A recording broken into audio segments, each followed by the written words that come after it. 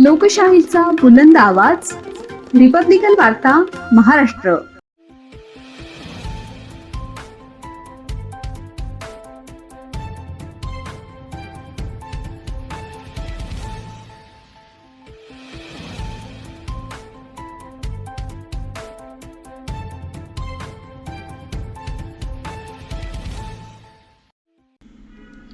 रस्त्यांची दुरावस्था न सुधारल्यास 20 ऑगस्टला नाशिक ट्रान्सपोर्ट असोसिएशनचे जनआंदोलन.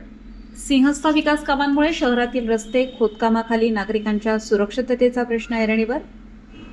सिंहस्थ कुंभमेळा 2026च्या विकास कामांच्या पार्श्वभूमीवर नाशिक शहरातील रस्त्यांची अत्यंत दयनीय अवस्था झाली असून या विरोधात नाशिक ट्रान्सपोर्ट असोसिएशनने तीव्र नाराजी व्यक्त केली आहे.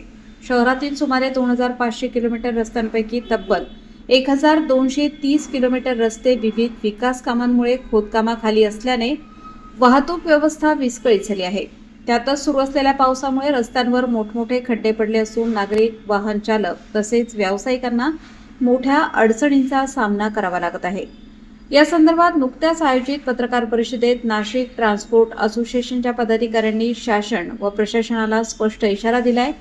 20 ऑगस्टपर्यंत शहरातील खराब झालेले रस्ते दुरुस्त करून खड्डेमुक्त करण्यात आले नाहीत तर नाशिक ट्रान्सपोर्ट असोसिएशनच्या वतीने तीव्र जनआंदोलन छेडण्यात येईल असा इशारा देण्यात आलाय.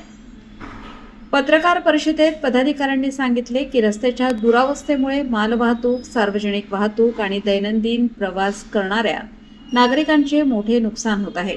वाहनांचे अपघात वाढण्याची शक्यता निर्माण झाली असून वाहनांचे आर्थिक नुकसानही होत आहे.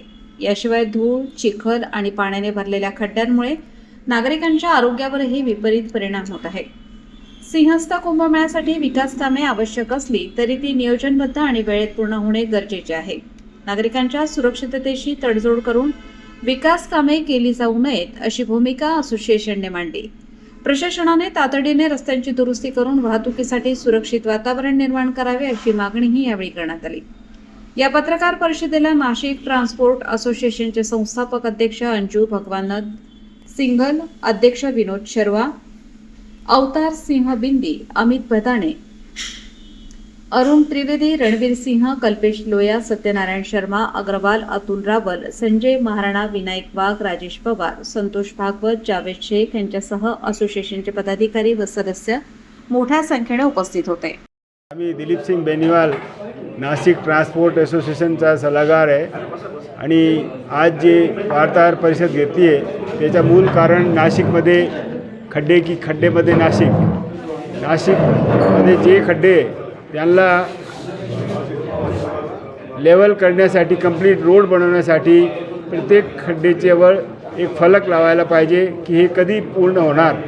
आणि जे नाशिकला ज्यांचे ॲक्सिडेंटमध्ये मृत्युमुखी झाले त्यांच्यासाठी शासनाने चांगली काहीतरी धनराशी, आर्थिक फायदा किंवा नोकरीचा फायदा असा शासनाने द्यायला पाहिजे. आणि हे जे ॲक्सिडेंट, दुर्घटना आहे ते नाही व्हायला पाहिजे. त्यासाठी शासनाने चांगला नियोजन करायला पाहिजे. शासनाला मदत करायला नाशिक ट्रान्सपोर्ट असोसिएशन तयार आहे कधी पण नाशिककरांचं नुकसान नाही व्हायला पाहिजे अशी आमची सर्वांची अपेक्षा आहे. जय हिंद, जय महाराष्ट्र. मैं अंजू भगवानदास सिंगल, संस्थापक अध्यक्ष नासिक ट्रांसपोर्ट एसोसिएशन, आज सरकार का ध्यान इस विषय पे केंद्रित करना चाहता हूँ.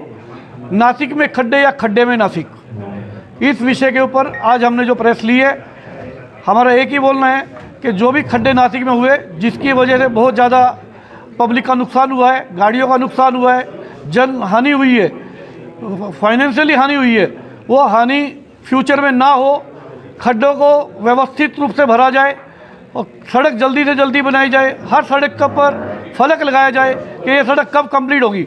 हमारा विरोध सरकार के डेवलपमेंट से नहीं है. हम चाहते हैं नासिक डेवलप हो, लेकिन डेवलप करने के साथ साथ ये डेवलपमेंट कभी कंप्लीट होगा ताकि एक रोड कंप्लीट हो तो दूसरी रोड स्टार्ट हो. सब एक साथ में शुरू कर दिए तो पर्याय मार्ग कोई नहीं है जाने के लिए. सुबह एक रास्ते से जाते हैं, शाम को आते हैं तो वो रास्ता बंद मिलता है. हमारी गाड़ियों का बहुत ज़्यादा नुकसान हो रहा है. गाड़ी पूरी गड्ढे के अंदर टेढ़ी मेढ़ी चलती है जिससे ड्राइवर को खड्डे बचाने के चलते डर लगता है कि किसी जनहानि ना हो जाए. आज रास्ता सुरक्षा अभियान के अंतर्गत हमको प्रशासन के द्वारा ये सलाह दी जाती है कि आप अपने ड्राइवरों को गाइड करें कि कम से कम एक्सीडेंट हो, जिसका हमने काफ़ी सालों से आंदोलन किया, हमारे ड्राइवरों को गाइडलाइन किया, प्रोग्राम लिए, प्रोग्राम के अंतर्गत हमने सब ड्राइवर बताया। उसके बाद में भी काफ़ी एक्सीडेंट की संख्या कम हुई है, लेकिन अगर रास्ते ही नहीं रहेंगे तो एक्सीडेंट होने की संभावना पहले से ज़्यादा बढ़ जाएंगी। इसलिए हमारा सरकार से आह्वान है, हमारा प्रशासन से आह्वान है, शासन से आह्वान है, ये रास्ते जल्दी से जल्दी क्लियर किए जाए। जो रास्ते कुंभ की वजह से नए बनने वाले हैं उनको एक साथ में पूरा ना तोड़ा जाए, पर्याय रास्ता चालू रखा जाए और जल्द से जल्द इसका काम किया जाए। जय हिंद, जय महाराष्ट्र, धन्यवाद। रिपब्लिकन वार्ता महाराष्ट्र न्यूजसाठी प्रतिनिधी आनंद Awade, Nashik. Subscribe now and press the bell icon. Never miss an update.